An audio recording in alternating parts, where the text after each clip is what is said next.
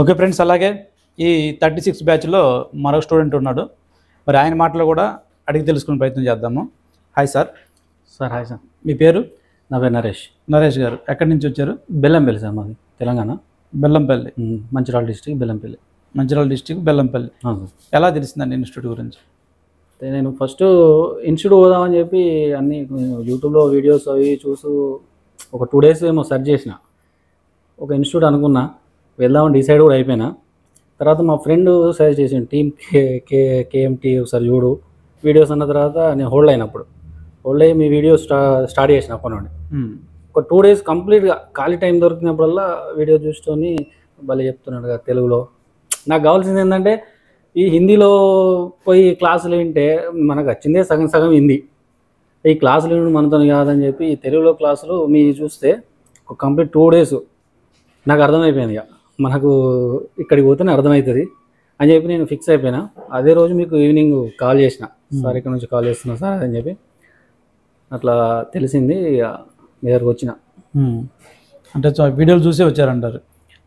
వీడియోలు చూసిన మా ఫ్రెండ్, అంటే నాకంటే ముందు మా ఫ్రెండ్ చూశాడు మీ వీడియోస్. చూసి ఇది ఒకసారి చూడు బాగుంది, నీకు ఇంట్రెస్ట్ ఉంటే మరి ఇక్కడికి వెళ్ళు అని చెప్పి సజెస్ట్ చేస్తే ఆయన బెస్టే సజెస్ట్ చేసిన అని చెప్పి నాకు తర్వాత అర్థమైంది.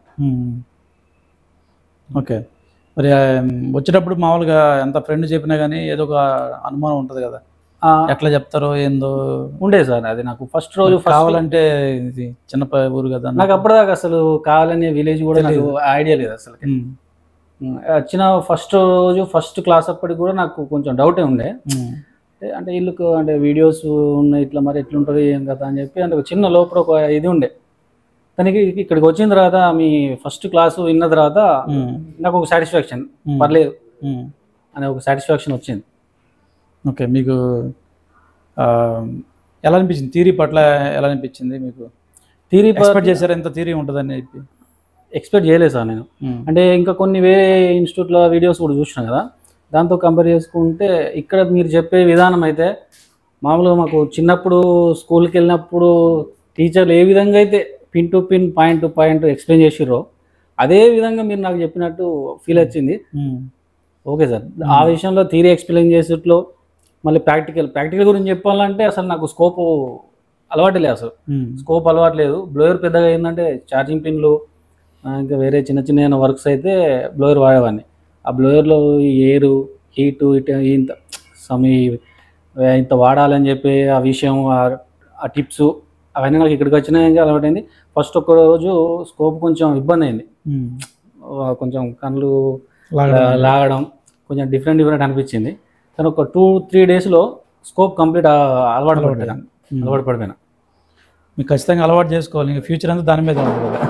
అదే సార్. అయితే ఫస్ట్ ఆఫ్ ఆల్ నేను దగ్గర 15 years నుంచి ఉన్నా సార్ ఈ ఫీల్డ్లో.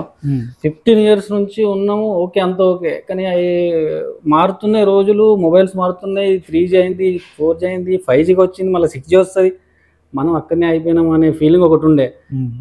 వన్స్ ఒక స్టేజ్లో ఒక 6 months బ్యాక్ ఇక ఈ ఫీల్డే వదిలేద్దాం అనే కాడికి వచ్చింది మా డిస్కషన్ మా ఇంట్లో. ఈ ఫీల్డ్ వదిలేసి వేరే ఫీల్డ్ పోయి ఇంకేమైనా స్టార్ట్ చేద్దామంటే వాళ్ళు చెప్తారు బాగా అనుకుంటారు, కానీ మన లోపల ఉన్న ఫీలింగ్ అది కాదు.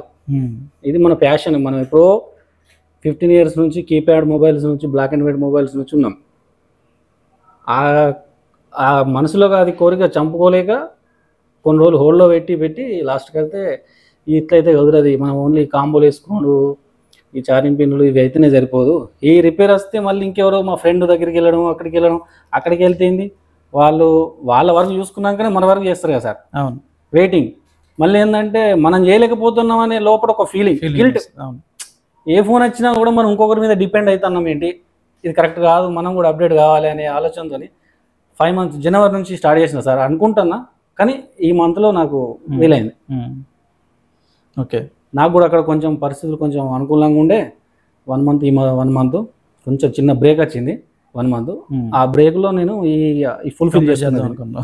తప్పకుండా. ఓకే. ఓవరాల్గా మీకు అనుకున్నది రీచ్ అయిందంటారా? వచ్చిన తర్వాత నేను ఎక్స్పెక్ట్ చేసింది, నేను అనుకున్నది రీచ్ అయినా సార్. ఇప్పుడు ఇక్కడికి వచ్చిన తర్వాత ఈ 20 days కోర్సు మామూలు ఎవరేమో ఏమనుకుంటారు ఈ 20 డేస్లోనే ఇంత అయిపోతుందా మొత్తం ఇది అయిపోతుందా, అది 100% పాసిబుల్ కాదు. ఈ 20 డేస్లో నాకు ఏం అవసరము, ఏం చేయాలి, ఎట్లా వెళ్ళాలి అనేది నేను క్యాచ్ చేసుకున్నా. కానీ నాకు ఒక 2 months 3 months పోయినాక నేను గట్టిగా కష్టపడితే ఆల్మోస్ట్ నేను ఎంత అప్డేట్ అయినో మీకు నేను అప్డేట్ ఇస్తాను సార్. నేను అప్డేట్ అయిన కొద్దీ ఆ అప్డేట్ను మీతో షేర్ చేసుకుంటున్నాను. ఓకే, ఆ నమ్మకం ఏదో నాకు 100% ఉంది, కాన్ఫిడెన్స్ ఉంది. 100% ఖచ్చితంగా అవుతామని 100% నేను అప్డేట్ అయ్యి మళ్ళీ వస్తా సార్ మీ దగ్గరికి. మళ్ళీ అప్డేట్ క్లాస్లోకి వచ్చి నేను ఎంత అప్డేట్ అయినో అప్పుడు మీ ముందు నేను నిరూపించుకుంటాను. ఓకే, ఓవరాల్గా మీకు సాఫ్ట్వేర్ ఐడియా ఉందా? సాఫ్ట్వేర్ ఐడియా లేదు సార్. మామూలుగా అన్లాకులు చేసేవాళ్ళం. అన్లాక్ అంటే ఇక ఈ మన ఇవి ఈ ఈజీ జెట్ ఇవి ఎప్పుడు వాడలేము. మా ఫ్రెండ్స్ వాడతారు కానీ అది పెద్ద అందులో మనకు హార్డ్వేర్ సరిపోతుంది అని చెప్పి నేను దాని జోలికి ఎప్పుడు పోలే. ఓవరాల్గా మీకు క్లాసులన్నీ థియరీ పరంగా నచ్చినాయి అంటారు? నచ్చినాయి సార్. ఓకే, నేను అనుకున్న రీతిలోనే క్లాసులు జరిగినాయి. నేను అనుకున్న విధంగానే యూట్యూబ్లో ఏదైతే చెప్తున్నామో అట్లాగనే ఉందా, లేదంటే ఏమన్నా తేడా ఉందని అనిపించింది మీకు? తేడా ఏం లేదు సార్. యూట్యూబ్లో చెప్పిన దానికంటే ఎక్కువనే ఉంది ఇక్కడ. చెప్పిన దానికంటే ఎక్కువనే ఉంది. నేను ఎక్స్పెక్ట్ చేసిన దానికంటే నీకు కూడా ఎక్కువ ఉంది ఇక్కడ. మామూలుగా మనం బయట అంటే నార్త్ సైడ్ పోయి అక్కడ ఈ అన్నిటికీ కష్టపడాలి, ఫుడ్ కష్టపడాలి, సబ్జెక్టు లాంగ్వేజ్ రాదు, అరకొర లాంగ్వేజ్ మనది, మనం మాట్లాడింది మనకు అర్థమవుతుంది. వాళ్ళు చెప్పే సబ్జెక్టు ఆ హిందీ మనకు అర్థం కాదు, అది ఎక్కది. ఈ తెలుగులో మీరు ఎక్స్ప్లెయిన్ చేసే విధానం Telugu institute 100% satisfaction sir. 100%. Okay, support ఎలా అనిపించిందండి? సపోర్ట్ విషయానికి వస్తే మేము క్లాస్లో ఉన్నప్పుడు మిమ్మల్ని అబ్జర్వ్ చేస్తున్నాం సార్. మేము వాట్సాప్లో మీరు వాళ్ళకి రిప్లై ఇవ్వడం, మన గ్రూప్లో మన ముందు బ్యాచ్ వాళ్ళకి వీళ్ళకు సపోర్ట్ కానీ అది చాలా బాగా అనిపించింది మాకు. ఆ విధంగా సపోర్టు నాకు తెలిసి ఎవరి ఇయర్ కావచ్చు అంత ఫాస్ట్గా. ఇప్పుడు మనం క్వశ్చన్ అడిగితే అది ఎప్పుడో సరే ఎప్పుడో చూస్తారు ఎప్పుడో వస్తుంది అనుకునే విధంగా కాకుండా మెసేజ్ వచ్చిన వెంబడే మీరు మళ్ళీ వాళ్ళకు రిప్లై స్పాట్ ఇస్తున్నారు. అది నాకు చాలా బాగా నచ్చింది సార్. మళ్ళీ ఇంకొకటి అప్డేట్ క్లాసులకు రావచ్చు వితౌట్ ఫీజు అదేం చెప్పిరా, అదైతే హైలైట్ సార్.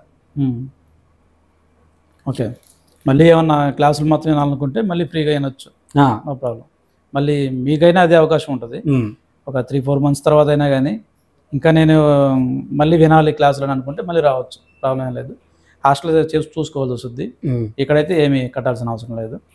ఇట్లాగే డెవలప్ అవ్వండి. మీకు ఏదైతే చెప్పామో నోట్స్, ఆ నోట్స్ని ఫాలో అవ్వండి. నోట్స్ మాత్రం ఎట్టి పరిస్థితుల్లో నోట్స్ సార్ నోట్స్ అయితే 100% అది నోట్స్ పర్ఫెక్ట్ ఉన్నాయి సార్. మేము పర్ఫెక్ట్గా దాని ప్రకారం మీరు కానీ చేయగలిగితే సార్ 100% ఒక 2-3 monthsలో వెళ్ళిపోతారు.